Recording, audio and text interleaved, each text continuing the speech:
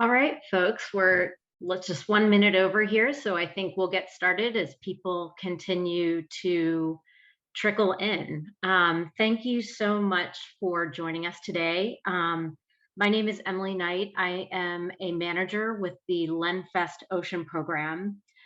For those on here that don't know us, we are a grant making program with the Pew Charitable Trust that seeks to fund scientific research that is useful to ocean and coastal managers and policymakers.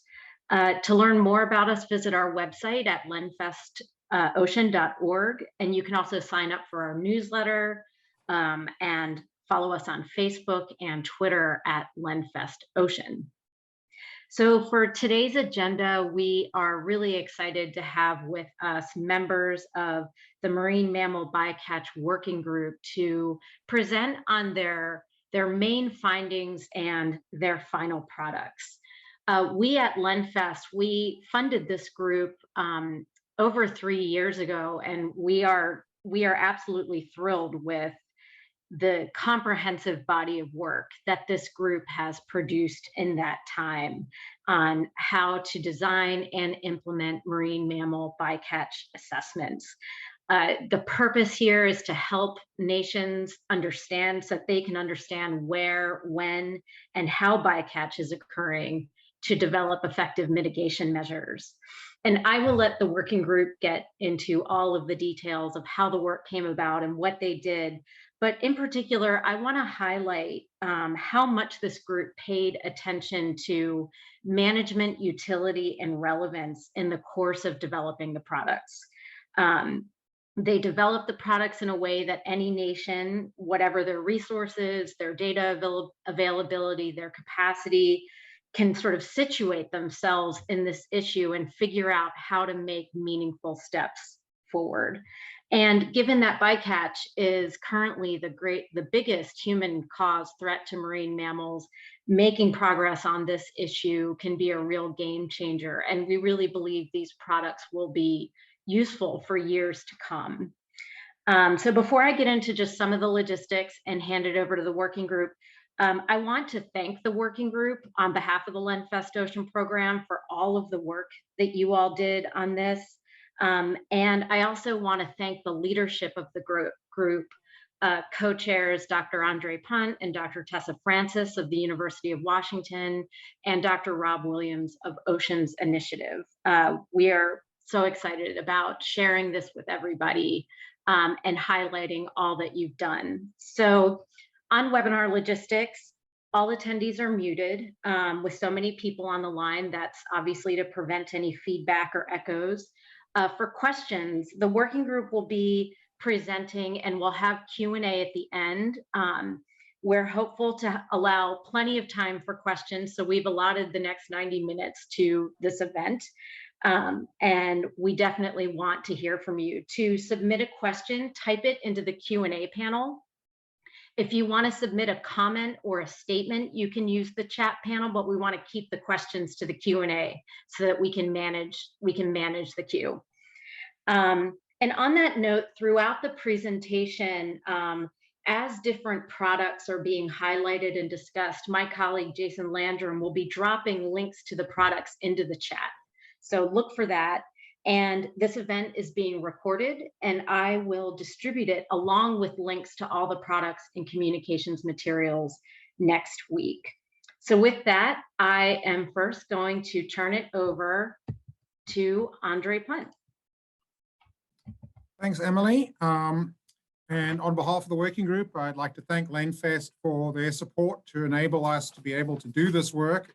It's been a interesting 3 years. Obviously, like most of us, we've been affected by COVID, but the working group has been very productive. And today, it's my honor to introduce the products that the working group has produced over its 2 to 3 year duration. That working group, as Emily noted, has been led by myself, Tessa Francis from the University of Washington, and Rob Williams from Oceans Initiative, who was one of the first to write in the scientific literature on the NIMS import provisions, which was certainly an important motivator for the work that we are going to be talking about today. Thanks to everyone. I noticed there's 112 attendees already from finding the time to participate in this webinar.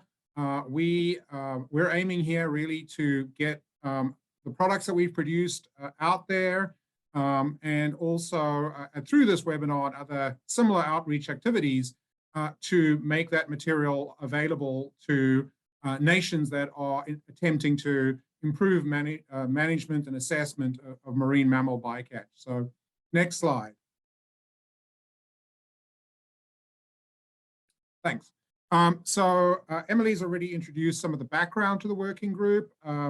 As I'm sure everyone on this call is well aware, anthropogenic mortality through bycatch is a leading source of mortality these days for marine mammals compared to perhaps 30 years ago, 40 years ago, when commercial exploitation was a fairly significant source of mortality.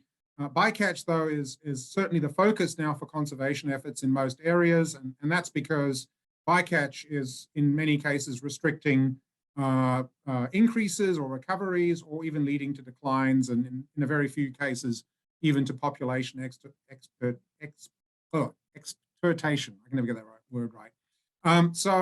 As I note, the impetus is for the development of these products is the NOAA's import provisions. I'm not an expert, a legal expert, but the consequences of this are that nations that wish to export fish products to the United States need to obtain a comparability finding, which essentially indicates that their marine mammal conservation program is broadly equivalent to that in effectiveness to the US. From our science point of view, that has implications for both additional data collection, methods of assessment, and capability development. And that's really been the focus of our working group. So the presentations you're going to hear about today are going to relate to the scientific basis that could help nations achieve a comparability finding. So next slide. So we're going to use this sort of general structure to summarize our work. I won't be speaking much on the products themselves.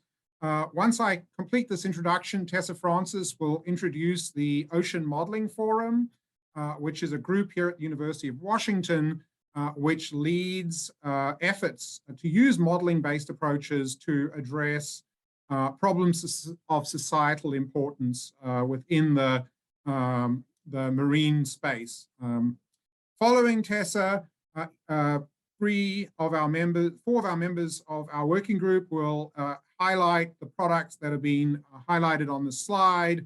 We'll start with Paul Wade, who will provide a general overview of monitoring, assessment, and management of bycatch. Jeff Moore will then talk about development and Phil Hammond will talk about estimation of abundance. Jeff Moore will talk about estimation of bycatch. Following that, Megzi Siple from NOAA, ex-University of Washington, will talk about a tool we've developed to allow estimation of the consequences of bycatch using an app that you can download from the web. We'll then briefly touch on some additional products and also hear about the BIRA project from Ellen Hines and Maritza.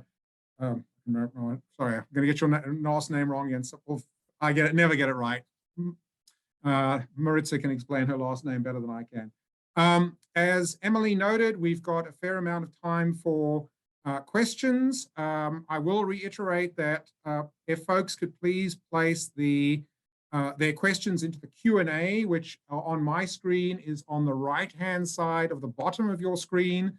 If you put material in the chat, it has a tendency to disappear and people not to see it. So Jason will be dropping links in that chat. So If you do want us to pick up on Q&A at the end, where we've got about 30 minutes scheduled, please put it in the Q&A feature and Tessa and myself will facilitate that. With that, I would like to pass the baton on to Tessa, who will introduce the Ocean Modeling Forum. Great, thanks, Andre. Good morning, everybody. Thank you for being here. I'm Tessa. And as Andre mentioned, this project was actually a co-production really between the Lenfest Ocean Program and the Ocean Modeling Forum, which is a program at the University of Washington. And Lenfest came to us with this idea in part because the Ocean Modeling Forum's mission is to create actionable science and to put science to use. And so we really saw this as an opportunity to develop tools to support NOAA's efforts and the efforts of nations around the world to reduce marine mammal bycatch globally. Next slide, please. So we formed a working group to answer the main question: how can population impacts of marine mammal bycatch be evaluated and managed in fisheries with variable data availability or quality? Next slide, please. So over the course of 2 to 3 years and multiple workshops, we synthesized the best available information and developed tools and analyses designed to support nations working to build programs to monitor and limit marine mammal bycatch and applying for comparability findings from NOAA. Next slide, please. So our team is comprised of really the premier marine mammal scientists in the world, all of whom are quite keen to work on this issue. Several of our working group members are from nations who actually actively working towards comparability findings. So they really helped us sort of ground our work in real world application.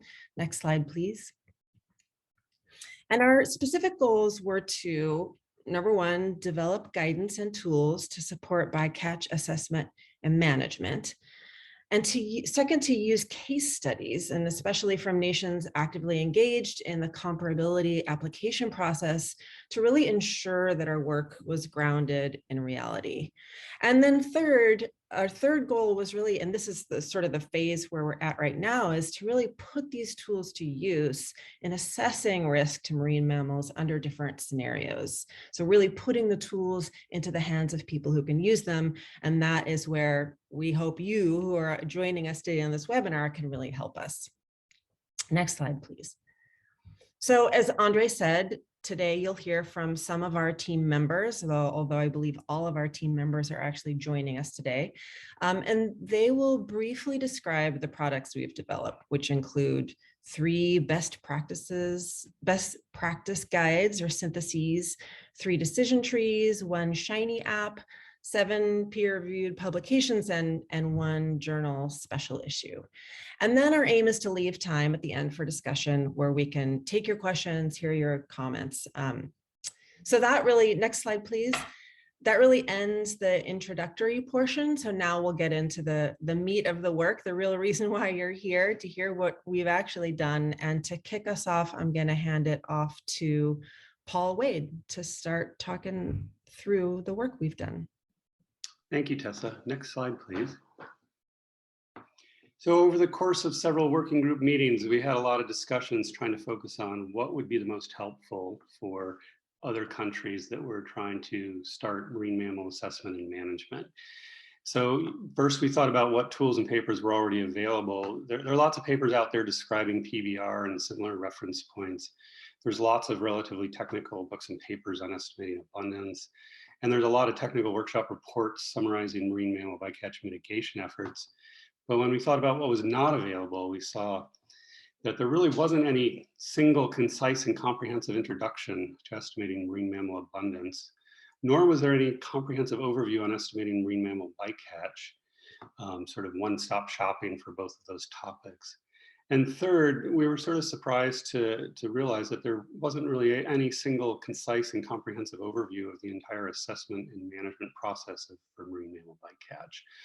So we decided to make our goal was to provide a comprehensive roadmap to the entire assessment and management process and focus on those items. And we thought a lot about our target audience. And although we hope that our products can reach a broad audience, two specific target audiences for us were a high-level manager at a Ministry of Fisheries or Conservation or Environment in a country that would be tasked with complying with the US MMBIET import rule, and perhaps a fisheries scientist at such an agency with no background in marine mammal science, but who was tasked to spin up a marine mammal assessment program. Next slide, please. So we settled on 3 best practices papers, as has been mentioned.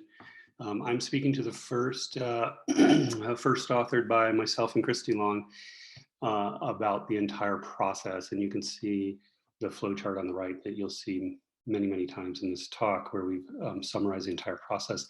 And then a paper, as mentioned, by Phil Hammond on estimating abundance, and one by Jeff Moore on estimating bycatch. So now I'm going to step through our flowchart, essentially, that's shown there on the right. Next slide, please.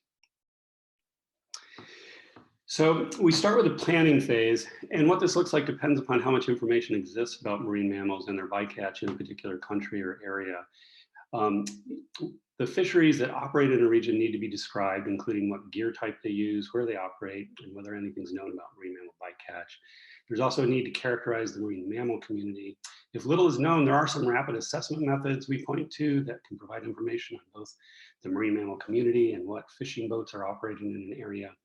Then that information needs to be compiled and synthesized and used to prioritize data collection for both marine mammal abundance and for marine mammal bycatch, with one obvious criteria being where high-risk gear types on fishing boats overlap with higher densities of marine mammals.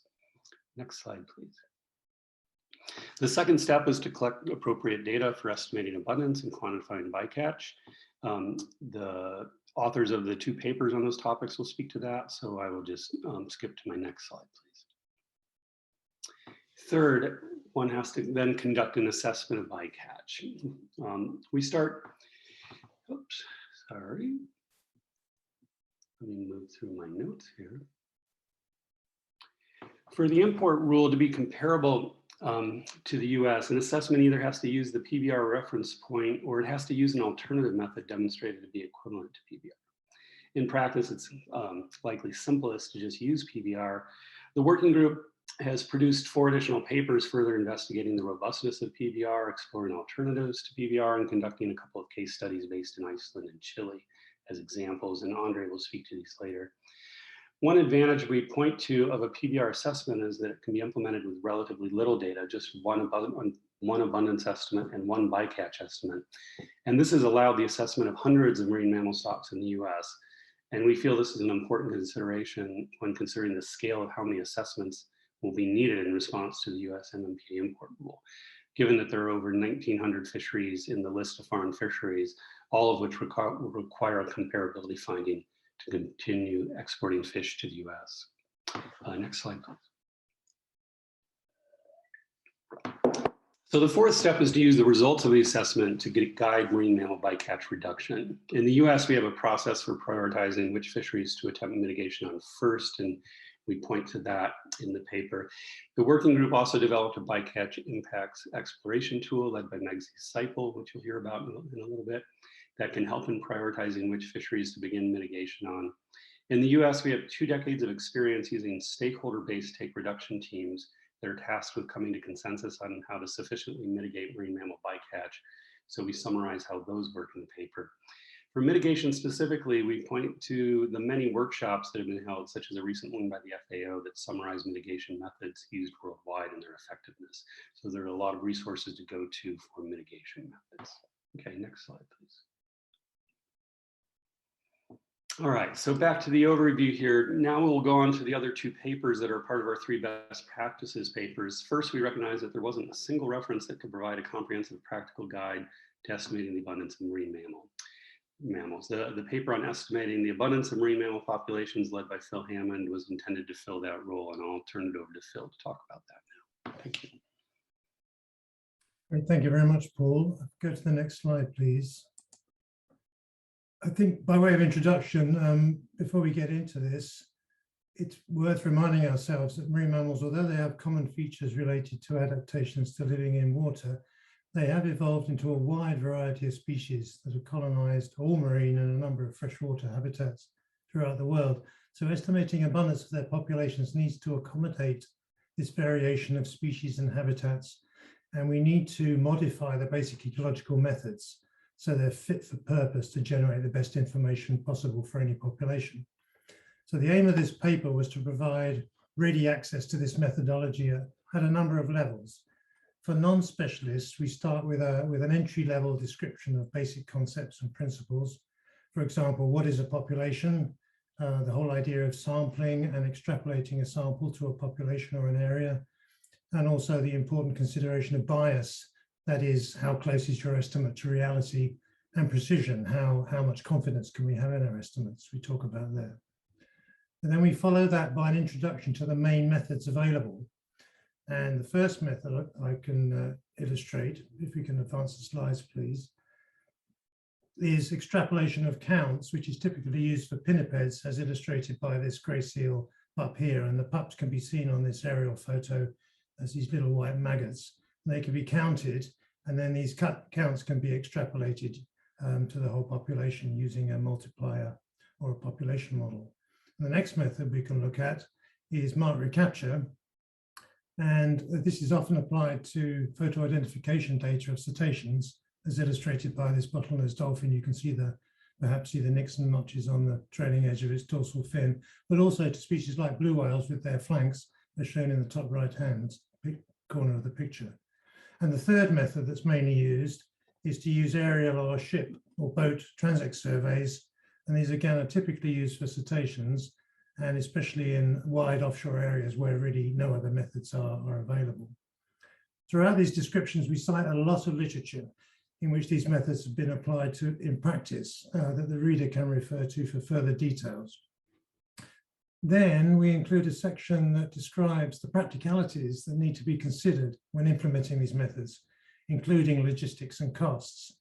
And we can illustrate that in the next slide by thinking about a couple of specific issues that might be encountered when people might be wanting to estimate abundance of marine mammals in a particular area. For example, for some species in some habitats, mark recapture of photo ID data, such as of these Indo-Pacific humpback dolphins here, might be appropriate, or running a small survey with a small boat using line transect methods, as illustrated by these survey blocks and survey lines off the coast of Malaysia. And in the paper, we compare and contrast these methods to provide guidance on this. And another example is the relative strengths and limitations of using aerial surveys versus boat surveys. If you could advance the slides, please, Emily. And so here, should one use an aircraft? Should one use a small boat? And there are strengths and limitations of all these methods that need to be considered. And again, we can compare and contrast these in the paper. And throughout this, we highlight the important assumptions of the methods and the impact on the abundance estimates if these assumptions are not met. And in particular, if you fail to meet assumptions, you might get a biased estimate, and then the estimate will not be a good representation of reality. So assumptions are really important. All the examples illustrate the important general point that there is no simple formula, no one size fits all here to follow to decide on the best way to estimate abundance for a particular population. So what we describe are essentially best practices for how to do this, and it's up to the practitioner to consider all this and find the most appropriate method to consider. And as part of this, we provide guidance on what to consider when initiating studies. So given the situation, how would you start? And also how you would work with the data to estimate abundance. If you go to the final slide for me, there's an illustration here in the paper of a flow chart that one could follow, which is taxon-led. So if you have a pinniped, a cetacean, or a sirenian, how would you follow this chart to decide what to do? So in the first example, suppose you had a pinniped population and you decided to count the pups. You would then need to use a simple multiplier or a life table or a population model to extrapolate these counts to obtain your estimate of abundance of the population. Or a second example would be if you had a population of coastal cetaceans then you might choose to use a small boat survey, collect the data and analyze them using line transect methods, perhaps with results corrected for animals missed on the transect line using diving behavior data in order to obtain the best abundance estimate. So these are just two examples, and details relating to all these decisions described in this flowchart, and the steps in there are described in the paper. So I'll finish there, and I'll now hand over to Jeff Moore to talk about the estimation of bycatch. All right, thanks, Phil. So next slide, there we are. We'll stay there for a second. Yeah, so like the abundance estimation paper that Phil just described, this is ultimately a sort of best practices paper for estimating marine mammal bycatch. And like Paul mentioned, there's really nothing like this already out there in the literature that is intended to serve the purpose of referring readers to an overview of how to go about identifying what all the ingredients of estimating bycatch are and how to go about obtaining estimates for those different ingredients. And so the paper covers, I've kind of summarized the key topics in the paper into these various bullets. So the paper describes a general estimation framework for estimating bycatch and provides us a bycatch estimator, which is actually quite simple. And I'll discuss that more on the next slide in a minute. But really for bycatch estimation, the devil's really in the details. So the conceptual framework for estimating bycatch is pretty straightforward, but the practices used to estimate some of the different parameters in a bycatch estimator are very important and sometimes nuanced and not necessarily intuitive or straightforward for people who don't have a background in building sampling designs to do bycatch estimation, for example. So there's quite a lot of discussion of sampling design considerations in the paper. We do highlight the importance of developing scientific observer programs, particularly for estimating certain components of a bycatch estimator. I've underlined that here because it's an emphasis in the paper, and then I'll skip to the last bullet for a second.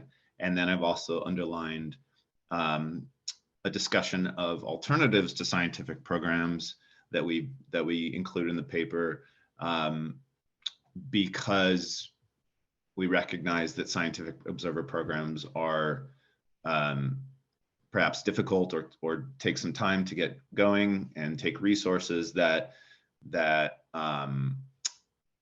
in a given environment, it might not be feasible to do a scientific observer program straight away. And so in that situation, we discuss, well, what other types of information can be collected, particularly as a prelude to developing scientific observer programs, and in some cases as maybe a decent alternative.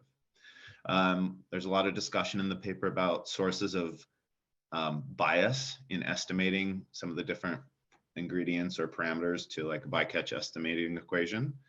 And so we're kind of trying to give people an early heads up of the types of things to be concerned about in designing sampling programs.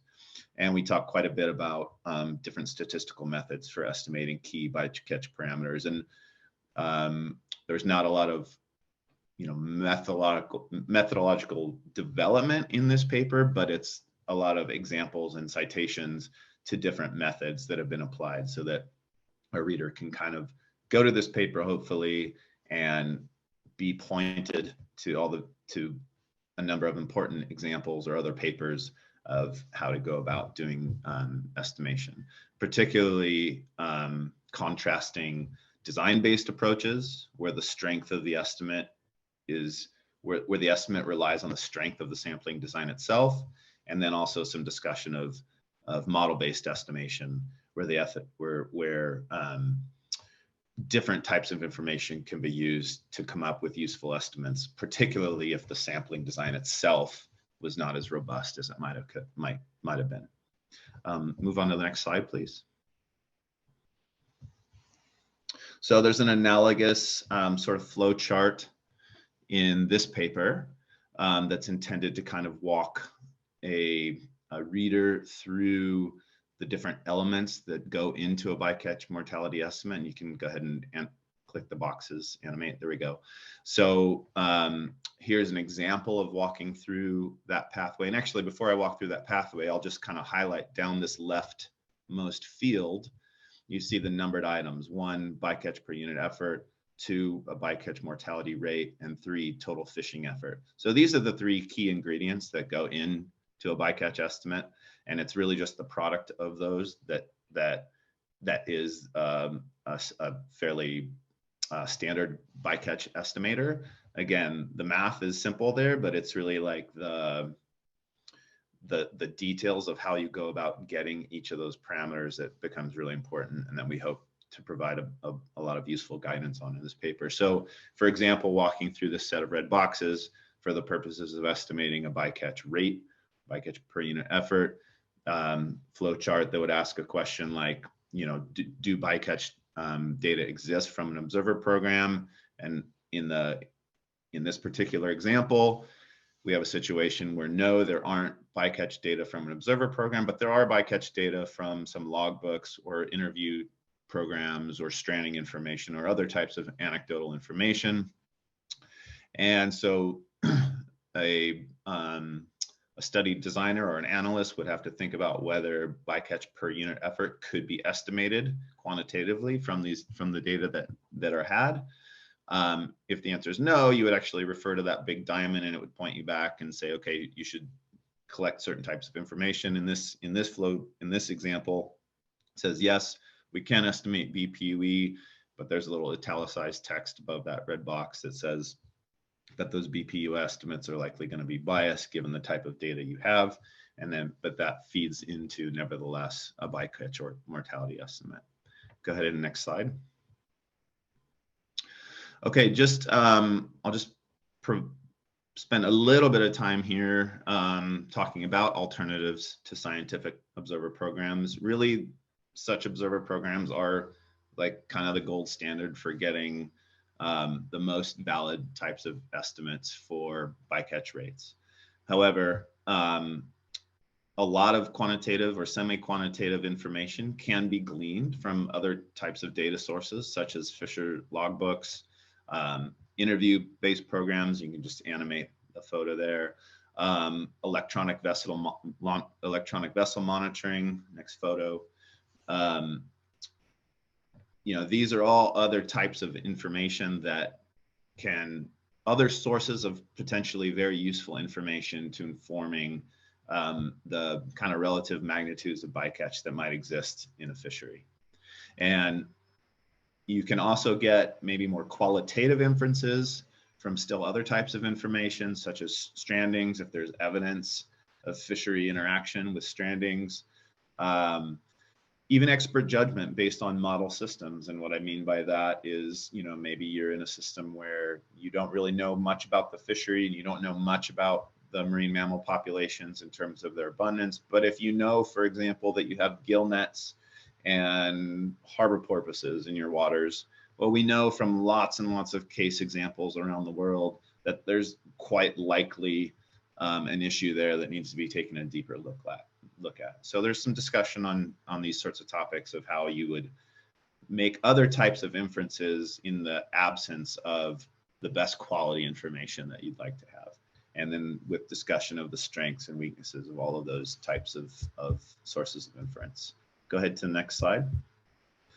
So now we're gonna talk about various ways and examples of putting some of these products and recommendations into use. And I'm gonna go ahead and turn it over to Maritza, who's gonna talk about a tool that she's been developing for the project.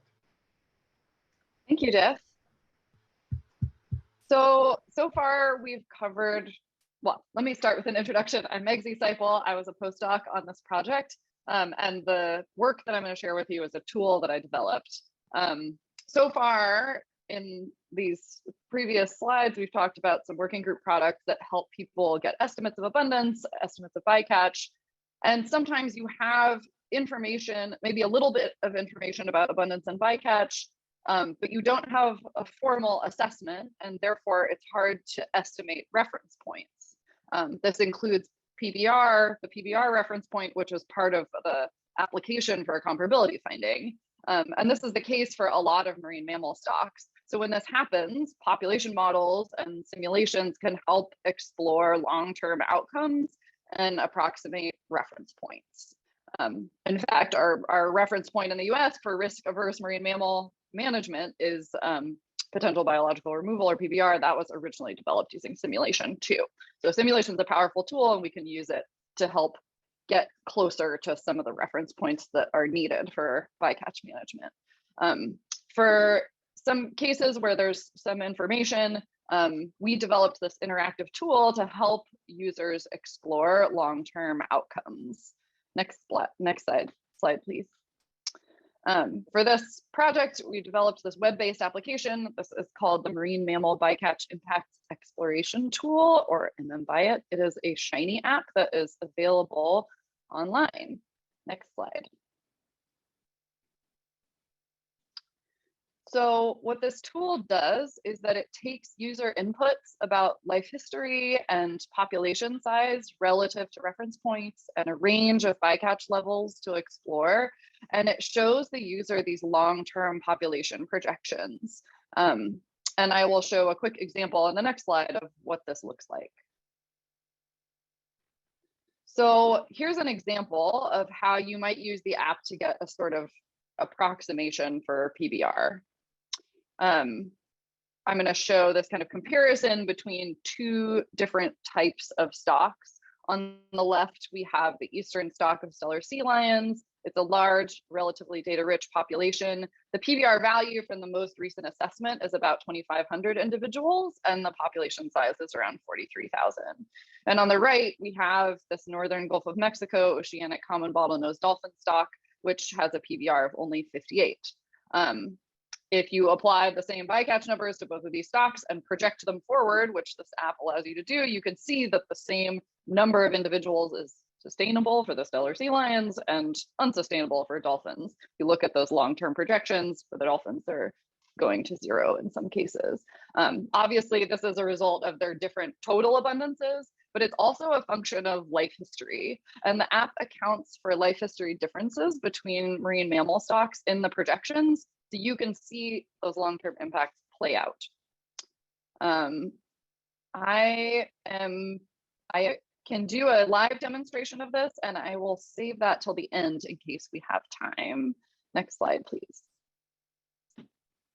So the app also allows users to look at outputs in several different ways. It allows them to calculate reference points, including potential biological removal, and to back calculate a bycatch rate that would make certain performance goals possible. Users can also download a report that contains the inputs that they entered and long-term performance. Next slide.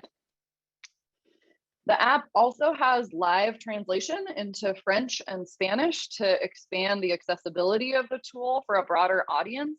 The only thing people need to do when they're using the app is just change the language in the upper right, and they can see documentation and model descriptions and all of the outputs in those languages. Next slide, please. All of the functionality in this app is available in an open source R package called MMRefPoints.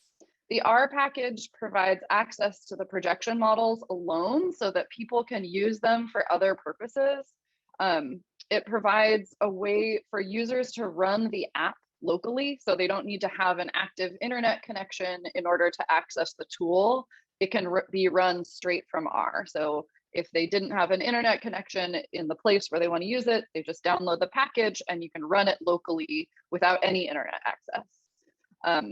It's currently in review at the Journal of Open Source Software, and the paper that's attached to this package provides guidance for stakeholders, including referring them to the other working group products when that is necessary. Now I am going to pass it back to Jeff, I believe, to introduce some of the additional work that we did on assessment. Back to think it's- André, I believe. Oh, Yep. back to Andre. Thank you, Jeff and Andre. Okay, next slide.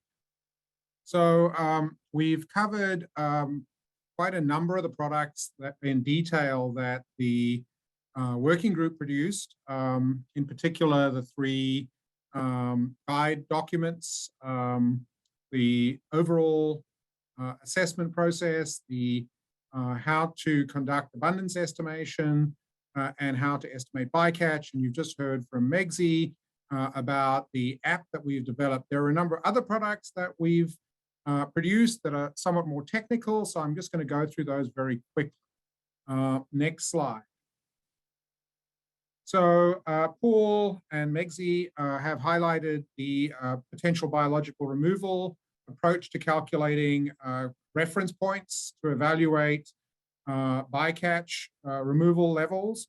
As part of this working group, we further explored under the risks and benefits of applying PBR and extended the scenarios that Paul Wade originally looked at when he developed PBR. And in particular, given recent experiences with a number of fisheries and stocks, we looked at what are the consequences of applying PBR when a population is subject to catastrophic events, when population parameters are varying stochastically, perhaps not as a catastrophe, and finally, in situations where stocks are shared between fisheries and, in fact, between countries. And that paper is also available in the chat. So next slide. We've talked mainly about estimating abundance estimation with the view of estimating absolute abundance estimation. That's not going to be possible in all cases, and the working group came up with a number of approaches based on those used in fisheries management, where one can use trend data instead of estimates of total abundance. What we found was that the PBR type approach, where one has absolute abundance estimates, leads to more robust management. You can achieve much the same conservation goals with methods based on trend data, but essentially you need to be more conservative in order to achieve the same level of conservation. I note this is a sort of side issue. I'm noting questions in the chat.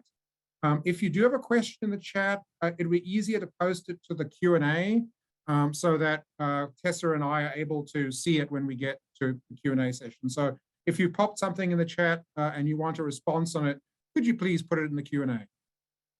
With that, I'd like to go to the next slide. As Tessa mentioned, we had a number of participants from nations who are actively involved in developing comparability findings, and two of our products related to case studies in nations that are working on comparability findings. Next slide. So we started with a case study based on seals and harbor porpoise of Iceland, where we developed a modeling approach which allows us to integrate the information that we have on abundance and bycatch and use that information within a multi-species analysis to understand the consequences of different bycatch management scenarios. And that paper is now being popped into the chat as well. Next slide. The final case study we looked at was fur seals and sea lions of South America with a focus on Chile.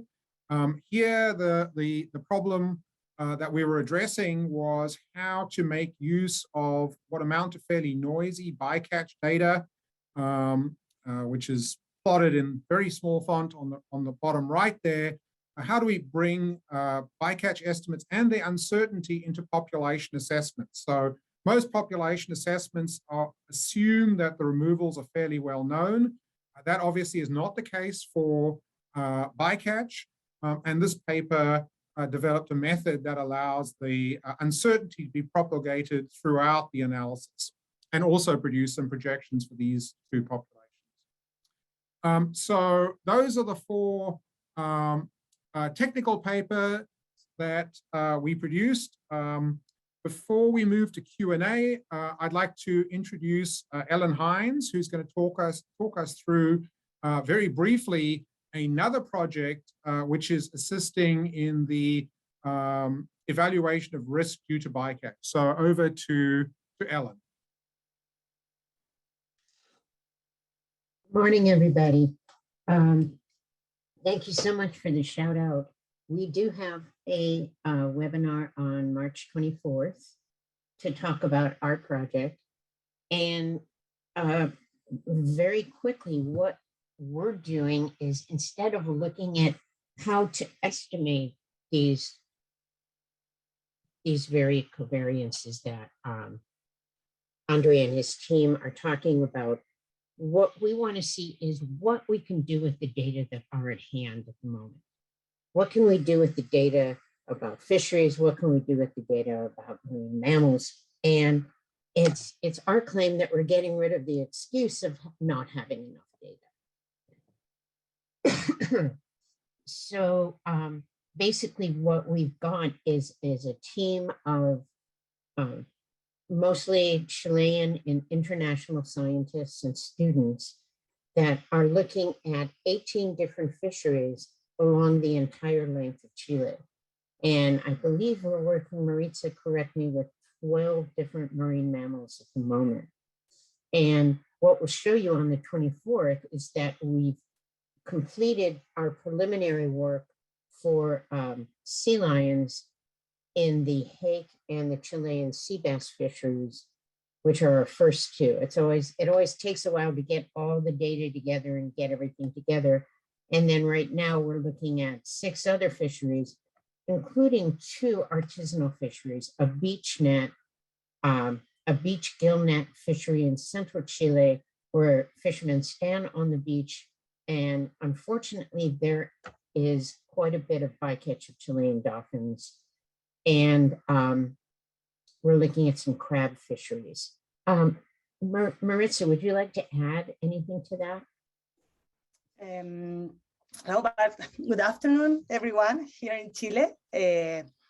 Was just to say that we're very happy and proud to develop this new Lenfest project. As Ellen mentioned, we are working together with local or Chilean and international scientists together. That is so important, together with managers from Chilean agencies here in Chile, to try to conduct this risk assessment of marine mammal bycatch, that we want to intend to help managers and also the conservation of marine mammals here in Chile.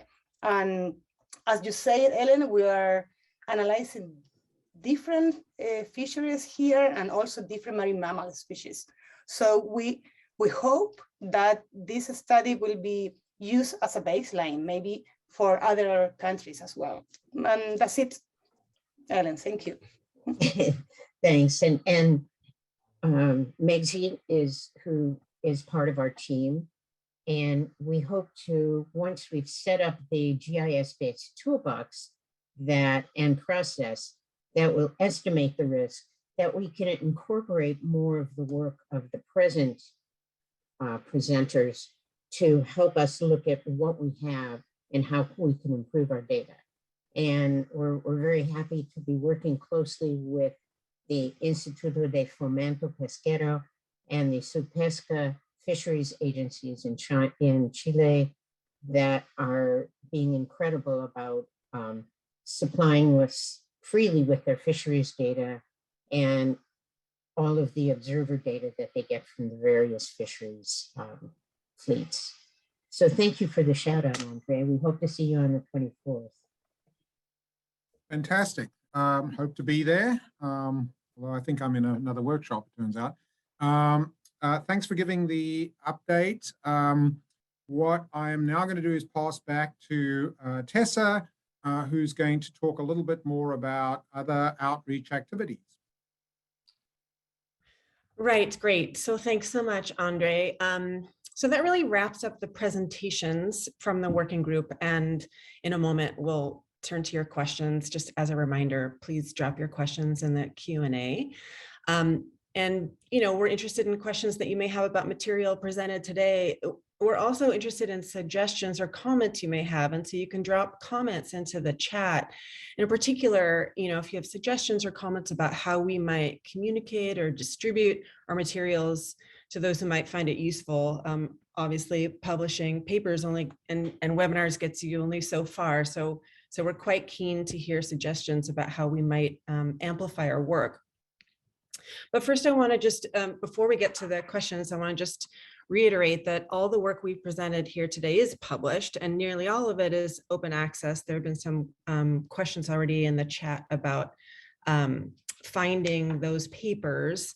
You can find them all on the Lenfest Ocean Program website.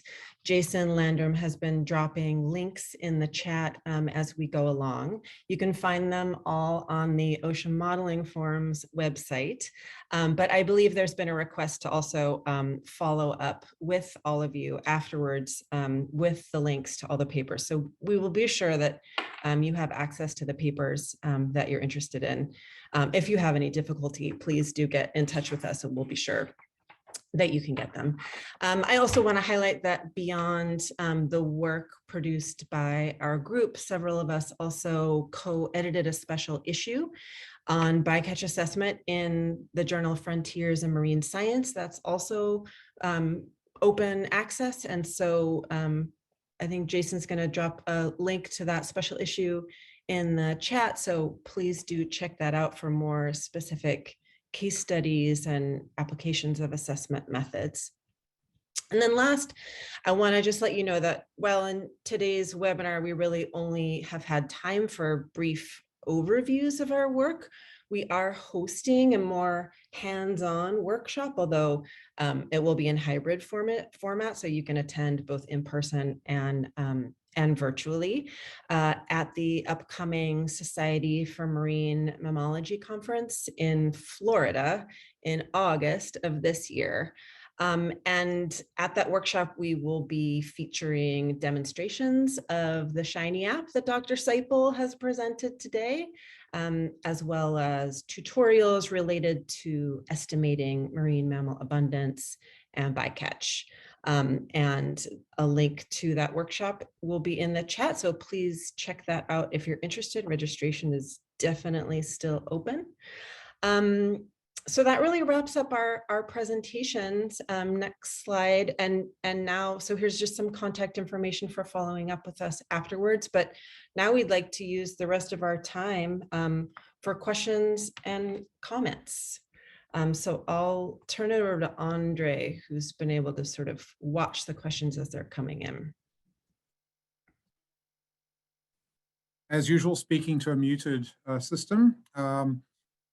Yeah, so thanks, Tessa. And we've sort of covered our background material. We've got a couple of questions in the Q&A. For folks who have put things in the chat, if you want them to be part of the Q&A, please just repost to the Q&A. So what I'll do is I will work through the questions in combination with Tessa. We've got a first two questions are related to bycatch. So I will I'll repeat the questions and ask Dennis and Jeff initially for their thoughts, but also for any members of the working group. For the working group, it'll be easy if you've got a response. If you can just raise your hand, and then I should be able to see you in the list, and I can call on you. So the questions, and I'll combine two of them. The first part of the first question is, why would logbook data be considered semi-quantitative? I think the question here is rather than quantitative. And then related, perhaps, is a second question asking if enforcement programs are used as a potential data source. So Jeff, Dennis, or any member of the working group. This is Jeff. I'll speak to the first part. Yeah, in the slide I labeled logbook data under a heading of semi-quantitative. That might not have been the best terminology. What I'm essentially referring to there is that we know logbook data are often biased. So I suppose it would have been better to say, you know, quantitative in the quantitative, but you know, perhaps less robust or less reliable, if that's helpful. And on the topic of enforcement programs, I'm going to see if anyone else can address that better than I could. Data from enforcement programs. Yeah, I mean, the term enforcement programs is quite general. So many of us will use data from observer programs for other purposes. So for observers who are monitoring catch, if they have the time, you can get data recorded. The difficulty with these kind of programs is the skill of the observer and knowing exactly what essentially what the probability of encountering a observed bycatch is. So it's sort of in the same dimension as the logbook data. It's hard to know exactly how to analyze those data to obtain an unbiased estimate, but it certainly falls within the general framework of understanding bycatch. Any other comments? Okay, I will move. We've got a question, nice and short. I suspect this fits best for Paul or Christy. Question from Bob Taylor. How are you dealing with population structure? I can speak briefly to that, Andre. This is Paul. We do mention the need in the process of stepping through an assessment program of that's one of the characteristics of marine mammal populations that needs to be considered. But taking a deep dive into how to go about population structure analysis was beyond the scope of our papers, and I hope we pointed out to references adequately for people to go to when they need to consider population structure work. But we decided to focus primarily on estimating bycatch, estimating abundance, and doing assessments rather than the population structure issue. But we certainly point to the importance of doing that. Thanks, Paul. I see a hand in the attendees. For now, we're trying to stick with Q&A. So if folks do have a question, it's a little easier just to pop it in the Q&A. That's Elizabeth, as far as I can see. So I'm going to go to a slightly different question. And this is from Eva May. Hi, thanks so much for this webinar. Your group's work has heavily influenced my master's project. I'm focusing my master's research on data requirements for bycatch limit calculations. One of my primary concerns for comparability assessments is the use of outdated data and general access to recent current data in countries with lower research capacity. How do you address this in your work? This is the issue of old data. And what are your thoughts on using older abundance estimates to implement PBR and other methods? I suspect Paul and Christy have some expertise on this one. So what about old estimates and how should you discount them? I guess, Jeff, you've worked on this as well.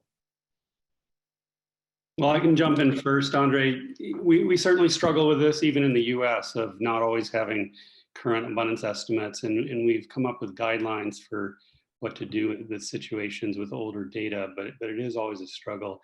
The one thing I can say is that older data could still be used to explore what might be the most important issues to work on using MEGSI's tool, the bycatch exploration tool, for example.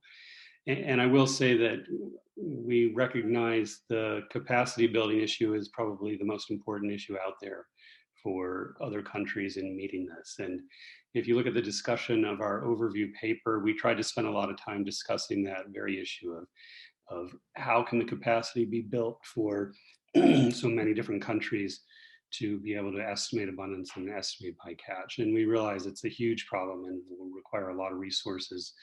And it's not clear where those resources are going to come from, but it is probably, in at least my mind, the biggest issue out there of how countries will comply with the US MMP import rule. Thanks. Any other Jeff, thoughts, Christy or Jeff? Christy, anything to add to that? Well, I would just add that, our standard here in the US is best available science. And even if that best available science is old, it's, it's what we use for management here in the US. So I would imagine that those same things would apply for other countries. Jeff? Nothing to add. Yeah, I can add from the perspective, the International Whaling Commission has dealt with this a little bit, and these are usually bycatch limits, not for bycatch, but for example, Aboriginal harvest. If abundance estimates are old, essentially we reduce the limit to account for that additional uncertainty. That isn't part of the PBR equation itself, but you can imagine that kind of framework being developed, and that's pretty common in fisheries assessment as well. So I'm going to go to a slightly different direction, and a question. I didn't catch if in the talks, if standardized methods for data capture, integration, analysis of entanglement prevalence, living bycatch serious injury in pinnipeds specifically are being worked on, and to address these often missing data points in calculating PBR. So this is related to essentially the analysis of entanglement data. Maybe Christy, you can speak to that.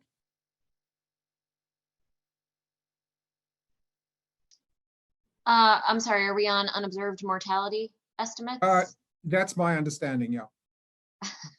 Well, I think actually Jeff and Dennis have addressed this in their paper, but yes, that is covered in the paper. I don't know if Jeff or Dennis wants to jump in and say more about that. I mean, I'll just echo your statement that we do discuss in the bycatch estimation paper, various sources of cryptic mortality, lethal versus non-lethal bycatch, et cetera, et cetera.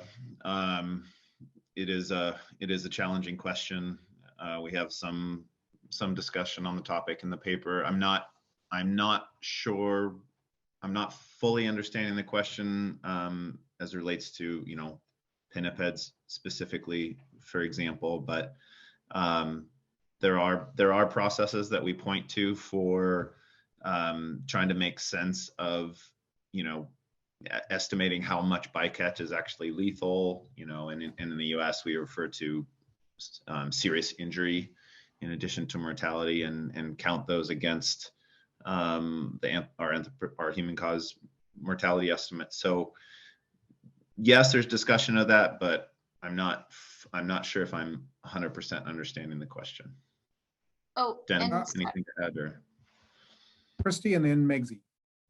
So I was just going to say, if we're talking about this question about pot trap fisheries and potentially missing where there might be a priority and some impacts might go under assessed, we do talk in the paper about prioritizing certain gear types for collecting bycatch data as well as abundance data, just bycatch data. But then we also later on, where we're talking about mitigation, also talk about which fisheries might be the riskiest and might be worth focusing on. And we do mention the fact in there that traditional observer programs are not necessarily going to get you that kind of bycatch data for pot trap fisheries and large whales, because large whales can swim away with the gear and no one may observe that actually happening. So that is talked about in the paper and hopefully provide some context. Thanks, Christy. Before going to Megsy, I'll just mention that you're answering a question from Jennifer Humberstone, and I'll just read the question out so people can be aware of what was being answered. How can managers ensure they are adequately identifying risk and impacts posed in trap fisheries and other untended gear where bycatch in brackets entanglement incidents aren't directly observable in most cases? Is there concern that risks and impacts will go under assessed relative to gears fisheries where bycatch can be directly observed? And as Christy mentions, that's touched on in the overview paper, and it's also touched on in the bycatch estimation paper. But I would add, oh, sorry. Yeah, sure. Sorry, Megzi. Let's let Jeff, and then I'll get to you. Just a short answer is that yes, that is a concern, that risks and impacts could go under assessed in those types of situations. Megzi.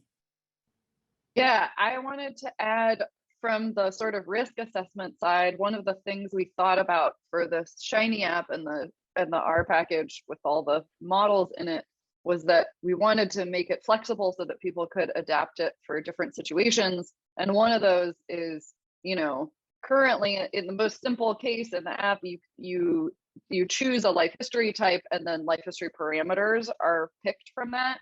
But you can also adjust individual parameters. So if there's some concern that fishing activity is affecting something like calf survival instead of adult survival, you can adjust those parameters and do kind of a risk assessment to see the worst case and best case scenarios. So I just wanted to add that as a potential option for people who, if those data aren't available and it's a possible scenario that might be happening, that's an option. Right. Let's go to somewhere a little different. Another question from Eva May. And this might be actually answered by some of the NOAA people who are actually on the call as attendees. We can upgrade them to panelists. I'm curious if NIMS has shown significant interest in your work and in using your results in making its comparability determinations. Obviously, we've got NIMS scientists on our working group, and we've actually briefed some of the NOAA managers, but I'm wondering if anyone on the working group or perhaps Nina Young, who I think I see on the list, may wish to speak to that. Any of the NOAA people? Oh, I see a hand going up. Oh, it is Nina. Emily, can you give Nina permission to speak? I think we can do that. Go ahead. I normally wouldn't do this, but given Nina is perfect person to answer the question. Go ahead, Nina. You should be able to speak. Thank you. Thank you so much for the presentations today. We really appreciate them. Nina, can you get a little closer? You're hard to hear. So thank you so much for the presentations. We really appreciate them. We have asked our bidding partners to submit their applications. The deadline for submission was November 30th, 2021. So whatever tools they use and whatever data that they provided is entirely up to them.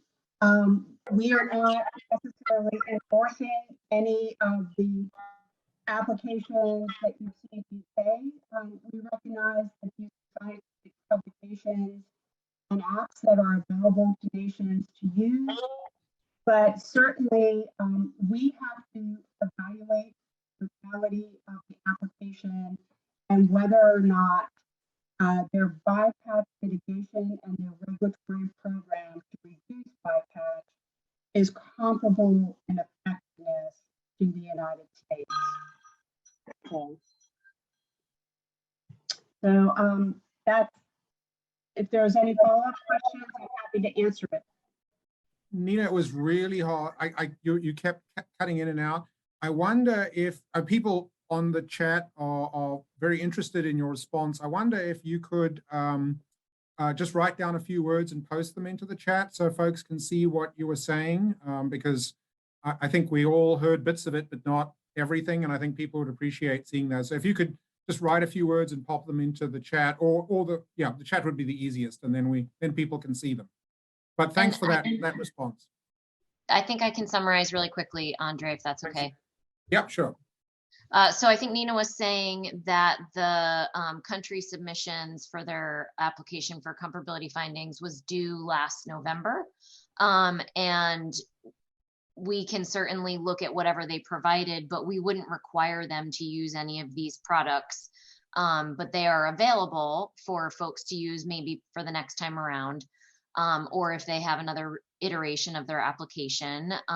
But again, just from our perspective on the working group, we were hoping to provide tools that countries could use to develop their applications for comparability findings.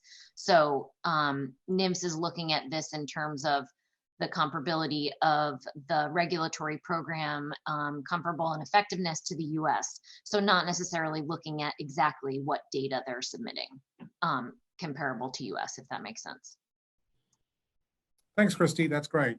You knew the answer, I couldn't hear it. And just to say, there is an email that Nina just popped into the chat, which is if anyone wants to learn about the list of fisheries and the import provisions, etc., there is an email address in the chat that people can email directly.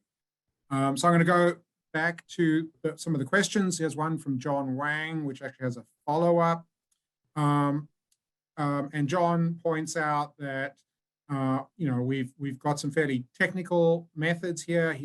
His comment is there seems to be a very simple piece of information that's missing from these step-by-step assessments for bycatch that may not need either abundance or bycatch directly. For a specific area, if one looks at trends in certain species, and this can be based on various proxies that represent abundance or density, like acoustic detections by area, some basic information about the species, and some very basic knowledge of local fishing, e.g. gear type. One can get a pretty good idea of bycatch sustainability. He highlights two species, finless porpoises, and notice that we talked about trend data, and highlights that we didn't, we shouldn't necessarily be focusing on the gold standard necessarily. And then he follows up with commenting that capacity building is critical, and why trends may be more easily and quickly obtained. Firstly, clearly one of the aims of the working group was to provide guides and help to support capacity building. Paul's paper and the flow chart that you saw earlier on highlights the fact that in several cases, a fairly simple rudimentary analysis can lead to the conclusion that you need to mitigate even without sophisticated estimates of abundance and bycatch. But I'll pass over to Paul and Christy to expand on that if they wish to. Yeah, I'd love to jump in. And John, thanks for your question. I think it's a really important one. I will say that that we speak to this issue in a number of ways. One of which is that Andre's papers actually investigated quantitatively how you could use relative indices of abundance to do a PBR equivalent type of calculation. And that work shows that you can do it, but it doesn't work quite as well as having an absolute abundance estimate. So we did do something there to point to that. But you're absolutely right. Even in the when you don't have all the adequate information, trend information about a population going down that experiences bycatch is very important information. And in our section on mitigation and priorities, we have that as one of the highest priorities. A stock that's declining most rapidly that experiences bycatch is the most highest priority stock for mitigation. It's actually, that's in our list of how we prioritize stocks in the US for mitigation as well. And we do speak to the issue, as Andre, I think, alluded to here, of mitigation without assessment, that in some circumstances, when there's a problem, you can just jump right to mitigation without assessment. There are pitfalls to that, but there are also benefits, as you point out, that in some cases, that might be the best thing to do for conservation. Christy, do you have anything you want to add to that, or anyone else? Yeah, so related to that, while Paul he was unmuted, a question from Bob Taylor. Maybe this is for Paul or for Jeff and Dennis. PBR uses default rates for RMAX. Is there a similar possibility for using default rates for entanglement rates for most commonly used gears in different species groups? So this is essentially if you don't know anything about, you don't have an observer program, but you do know it's a gillnet fishery and you're dealing with a species that's, say, commonly caught in gillnets elsewhere. So anything to add from that, Paul, Jeff, Christy, Dennis? Yeah, I mean, Rob Williams and I have talked about this. It's a body of work that could still be done, where someone could do, in my mind, what I think could be helpful would be a meta-analysis of bycatch rates, taking into account marine mammal densities in the areas where fisheries operate, and build a database where it could be modeled and then used to extrapolate bycatch rates in an area where there is no fisheries observer programs. We might view it as a way of how to highlight and where priority areas for research are, where bycatch of marine mammals needs to be investigated.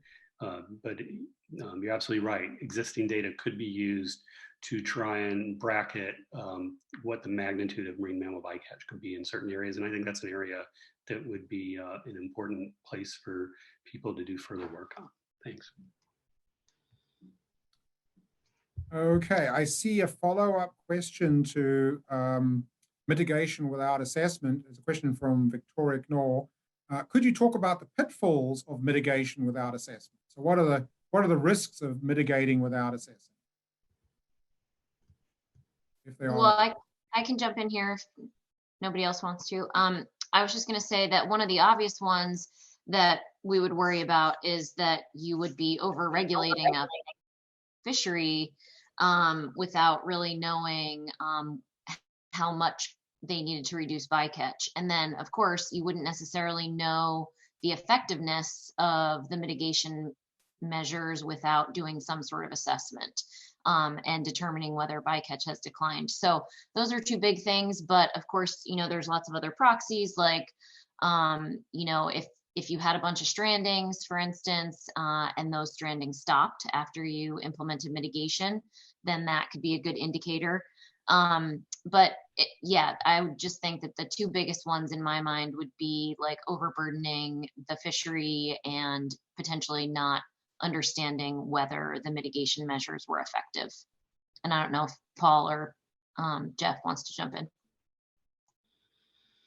Yeah, just expanding on that last point, you wouldn't know whether you had done enough mitigation to meet what your conservation goals are. But I agree, in some circumstances, it might be the best way to proceed, at least initially. So Sean McLennan has got a more general question. I suspect this is actually for our Ocean Lenfest colleagues rather than for the team itself. While this work is understandably focused on marine mammals, are there plans to expand to other marine taxa vulnerable to fishing bycatch impacts, e.g. birds and reptiles? So anyone from the Lenfest side able to summarize what other groups there are that are looking at bycatch more generally? I am actually going to tap on Jason, my colleague Jason, because he is the program officer that manages our wildlife and ecosystems portfolio, and he developed this project. And he can speak to at least his knowledge around where some of the other science needs exist in any potential plans. So go ahead, Jason. Great, thank you, and very good question. I know there's been a lot of work recently in this field on non-marine mammal species as well. At this point, we are not anticipating actually moving into this space. There's a lot of work still to make sure that this work is amplified and distributed broadly, and to help really move the needle on the marine mammal side, including the new project that you heard about today. That's being led by Hines and Maritza Sepúlveda. So unfortunately, we're not currently planning on moving into that area, but it definitely is an area that is ripe for more support. So great question. Well, thanks, Jason. If I could add to that, yeah, I would say that for the set of papers that the kind of best practice papers that we put out, probably the abundance estimation paper would be, might be the least, directly transferable to other taxa, because a lot of those methods are maybe marine mammal specific, but a lot of them are not. And certainly in the bycatch estimation paper and in the overall bycatch assessment framework paper, those are fairly general general architectures that could be applied to any number of taxa that one might be concerned about. Yeah, I would comment that, you know, the same problems of estimating things like shark bycatch, particularly when the incidence rates are very low, are really comparable with the problems of assessing marine mammal bycatch. Estimation is a little more challenging for species that aren't as easy to see as marine mammals. But thanks for that question. Another question from Liz Sluton. Brilliant work, thank you. How do you deal with ALI effects in very small populations? So we didn't touch on that in a big way in this project, but I'm suspecting Christy and others are dealing with populations that are themselves very small and hence subject to possibility of ALI effects. Is there anything you do specially? Do you increase, when applying PBR, would you increase the recovery factor for a population that was very small? How would you deal with that?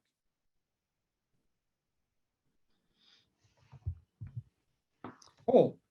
I can speak up that, you know, in one sense, we deal with that in the US, if a species is listed as an endangered species, and that's often species populations that are quite small, we do use the recovery factor to reduce the PBR. So that in one sense is a way of accommodating or dealing with the fact that a very small population, as Liz rightly points out, might have a lot of issues going on and struggling to recover, and that it needs bycatch reduced. If bycatch is an issue, it needs the bycatch reduced even greater to allow it to recover as rapidly as possible, to get out of it being in a low population area where ALI effects might be operating and get to a higher population size.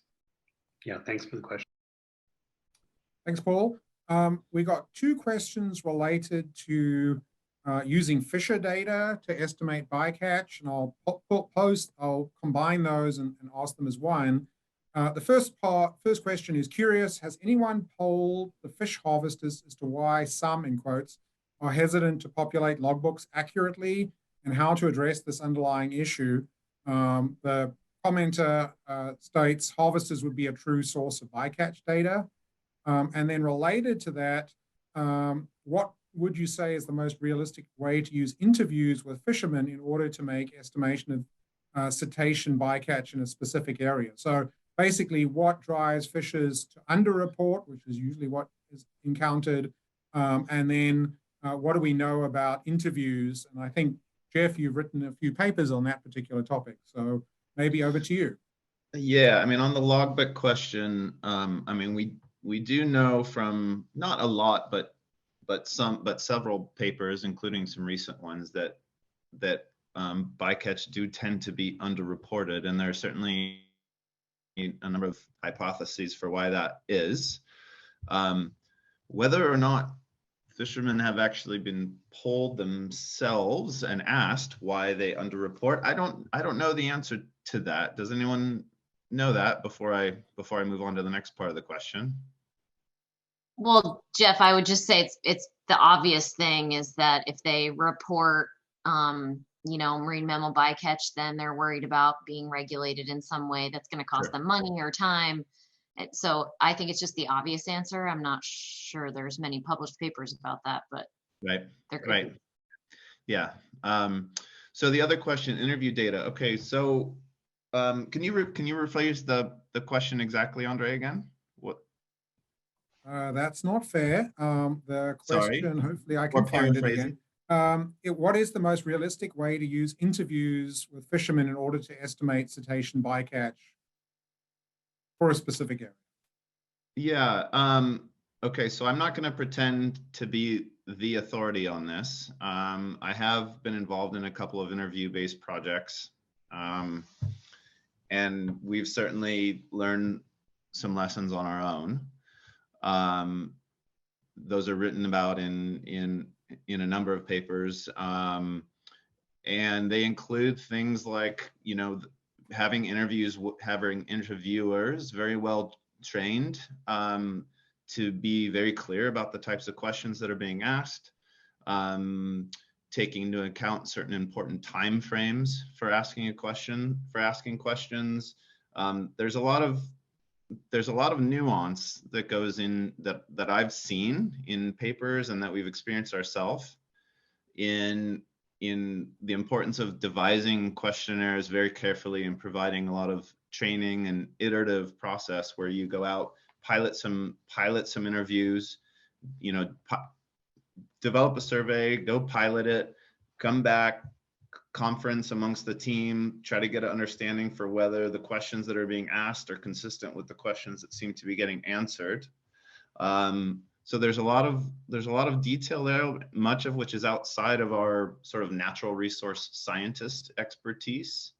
But I think timeframes are important. I think sampling design is hugely important because there are tendencies to go talk to fishermen who might be considered particularly influential or in particularly important fishing ports for generating bycatch. And then you have maybe really good information about a particular location, but it's not easily extrapolated to an entire coast because there was an emphasis on important sources of bycatch rather than representative sources of bycatch. So there's some important sampling design and study design issues that have to go into developing interview surveys.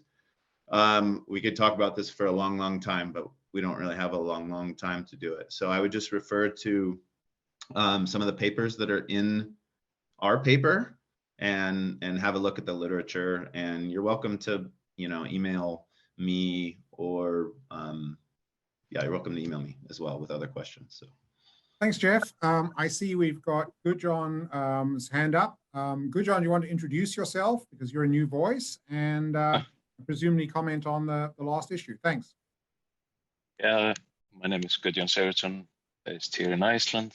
Just wanted to add on top of Christie's comments regarding the logbooks that at least in many places there is no real incentive for the fishermen to report. It's just extra hassle. They're busy and it's extra work for them to report.